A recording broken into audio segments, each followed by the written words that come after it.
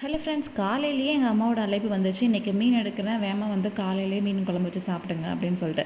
நம்ம தான் வீட்டில் இருக்க வேலையிலலாம் அப்படி இப்படின்னு முடிச்சுட்டு என் பையனெல்லாம் ஸ்கூலுக்கு அனுப்பி விட்டுட்டு கிளம்புறக்குள்ளேயுமே மணி 12 ஆயிடுச்சு.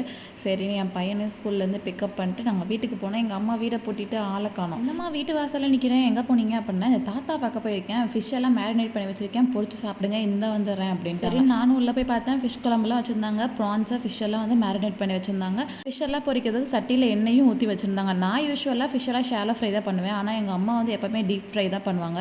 அது நல்லா அந்த ஸ்கின்னெல்லாம் நல்லா கிறிஸ்பாகி நல்லா தான் இருக்கும். அப்புறம் பாருங்கள், எங்கள் அம்மா கிச்சன்லேயே இஞ்சி விளைச்சல் பண்ணியிருக்காங்க. இதெல்லாம் எங்கள் அம்மாவோட சயின்டிஸ்ட் புத்தி தான். ஃபிஷ்ஷெல்லாம் பொரிச்சிட்டு உப்பெல்லாம் பார்த்துட்டுக்குள்ளே எங்கள் அம்மாவே வந்துட்டாங்க. எல்லாமே பர்ஃபெக்டாக போட்டிருந்தாங்க.